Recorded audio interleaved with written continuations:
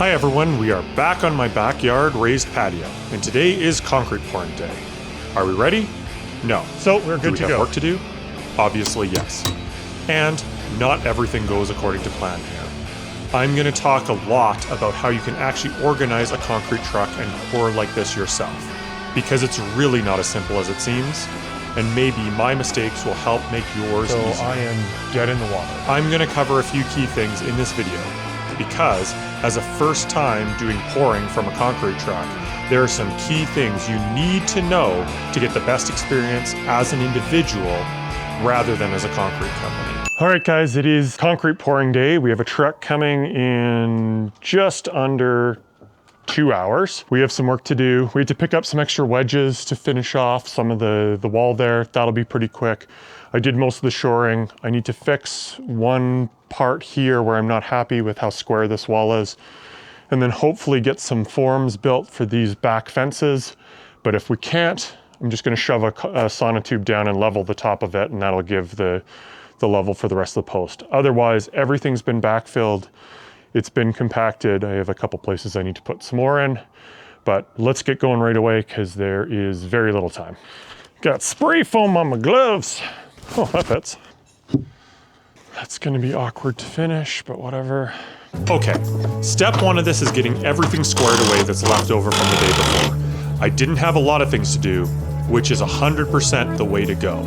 The concrete guys, when they showed up here, were really happy that everything was ready for them. Apparently, it's really common, even on professional jobs, to have a lot of forming left to do when the concrete truck shows up. Here's my other trouble spot. It is off a lot.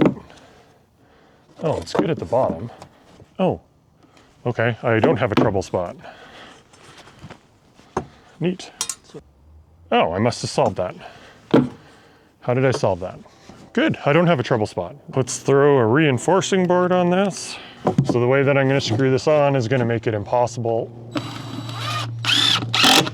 to take off. Maybe go through, see if you see anything that is not great. New tools. All right, crappy news. I just got a call from the concrete company. They don't have a pump available anymore, so I am dead in the water. I have a couple calls out to some other people that I had quote on it to see if their pumps are available, and we'll see. So I'll keep you guys updated. So to pass the time until I got some calls back, I took my aggression out on these sonotubes. I had drilled the holes in a previous episode, and all these are for is to allow me to level the top of the pier. I level the sonotube, and that gives me a level on top. I don't think that I've told you guys what's happening here. I don't think I will. I want you guys to go into the comments and guess what's going to go on top of these piers. Here's a hint. Nothing is going down into the hole. Well, other than concrete. While you're commenting, please hit the thumbs up button and consider subscribing. It really helps YouTube push out each video, and that helps the channel grow. All right, so roller coaster time. I got another pump from a different company. They're coming for 11. My original concrete company is coming for 11 because the new company doesn't have enough time to do their mixes. So we're good to go to pour in just about an hour. So I'm seeing if the new company can send me an extra helper too, just to help out, and we'll see what we get to. All right, all the sonotubes are set. They've been string lined, they'd been initially leveled. We didn't do a great job of drilling these in, but so we're good to go. Everything's on, everything's tightened. Dad's doing the final vacuum of the holes, but concrete truck will be here at 11. Pump should be here at 11.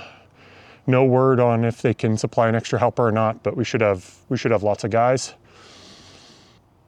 So let's see how this gong show goes. Well, I sure appreciate you, because... Yeah, no problem. They cancel the pump on you because they got other jobs probably. I don't know. They can't, even their order desk can't figure out why they canceled it, so... Really? Dispatch's phone, they can't rent our pumps, and da-da-da-da-da, and I was like... Okay. What? I was like, I would have thought that a pump rental was income. Like, isn't that what you guys do? So I'm not sure what their deal was, but I sure appreciate it. So here's what I've been on the roller coaster ride for. This is the concrete pump. Let's talk about it for 15 seconds. Would you want to move 15 million wheelbarrows of concrete up my driveway and into the backyard? No, neither do I. So I rented a concrete pump. This pump takes concrete from the truck, pushes it through a series of hoses all the way into my backyard, and then it falls neatly into the wall forms. Sounds good, right? What's the downside? It's expensive. I paid a little over 700 beaver dollars for this rental.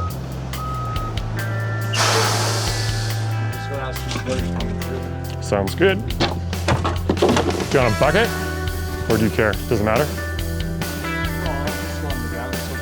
Yep. Now we trade one form of stress for another and get to pouring. I was really worried if my forms would hold up. I guess we'll see really quickly here if they do. Another half turn up, please. Maybe I didn't need a bunch of help. I did not expect to be standing around doing mostly nothing. I guess it makes sense. You have to be certified to operate a concrete pump here. So all my friends that I dragged here pretty much got to sit around and do nothing until we had to. Very quickly.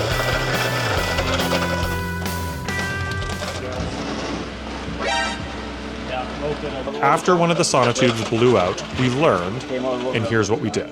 Oh, it just pushed it. It pushed the dirt out. Okay. Can I give you a little bit more there now?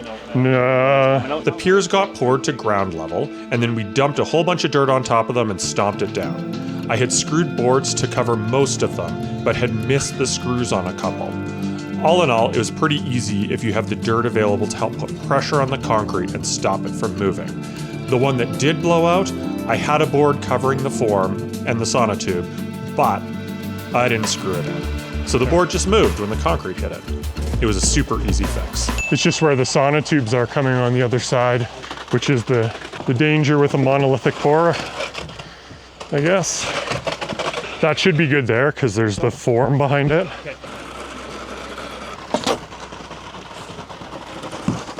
No idea. I was going, is this good? Is this not good? I have no idea. Oh, you used the, yeah.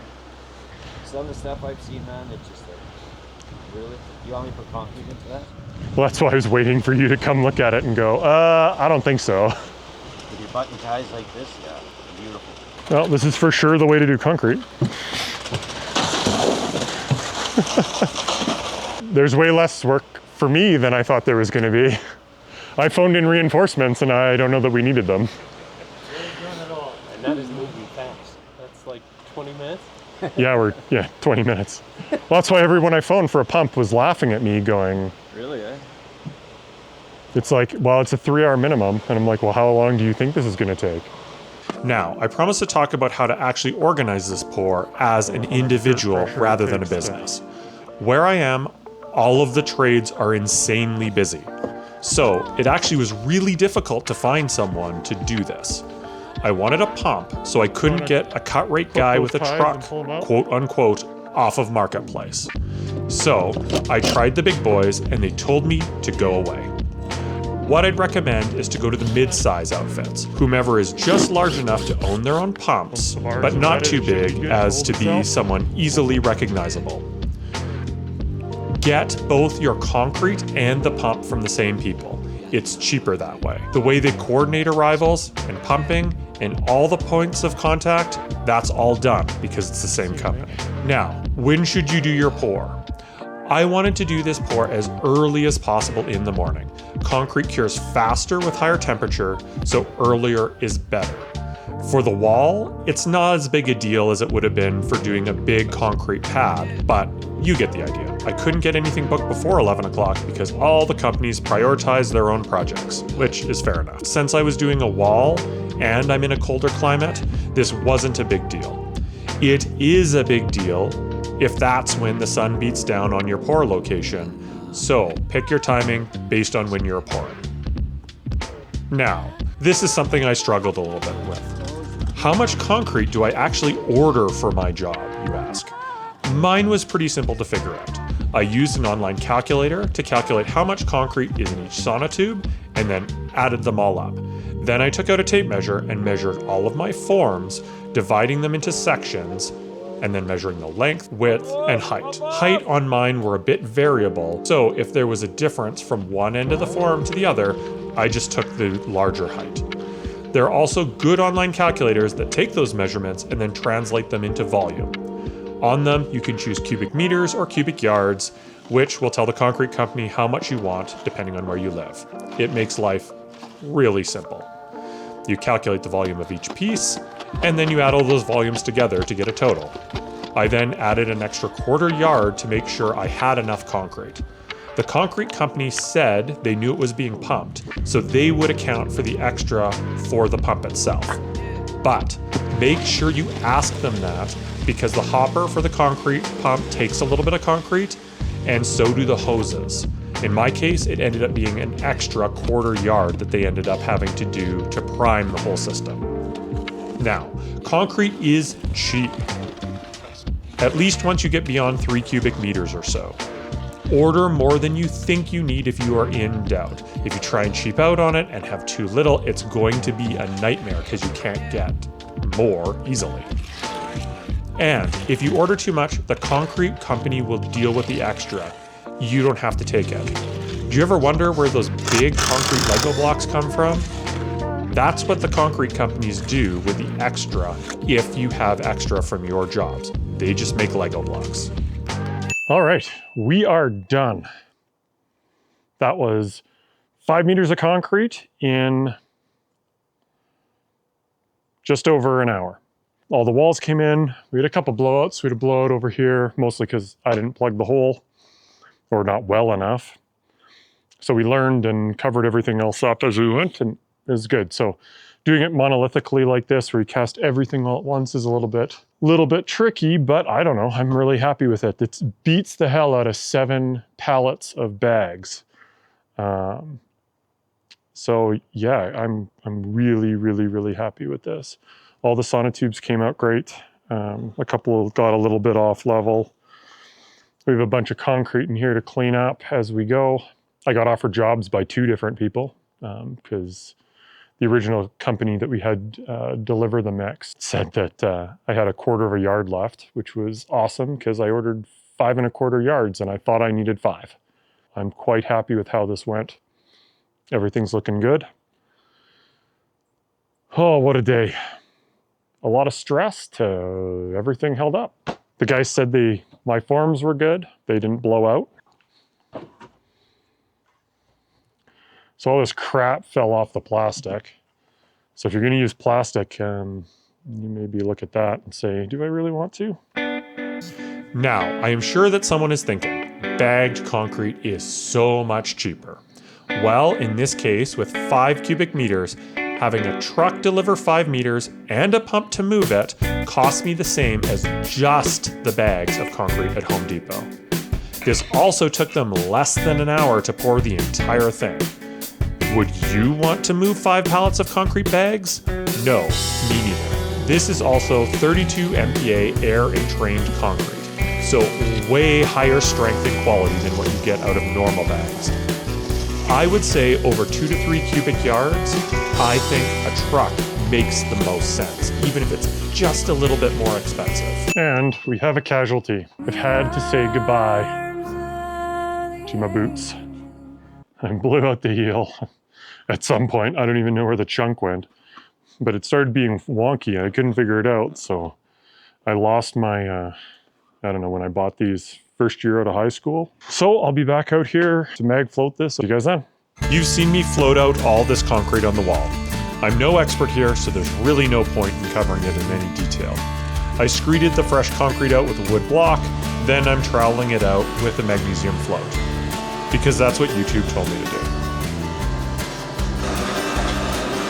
Now, I am going to attempt to edge this. I am not 100% sure if I left this too long. I'm not sure if it's going to edge or not, but we'll see. We'll try along. This is getting cladding over both sides of it, so I'm not terribly concerned. It'd be nice from a finishing perspective. I think she's too hard, Batman. Nope, it's too hard. Whoops. So I left this too long. All I'm gonna do is I'm gonna go scrape the forms. I can buff the tops and stuff like that, but I'll scrape the edges to get this off. That's gonna be all she wrote, I guess.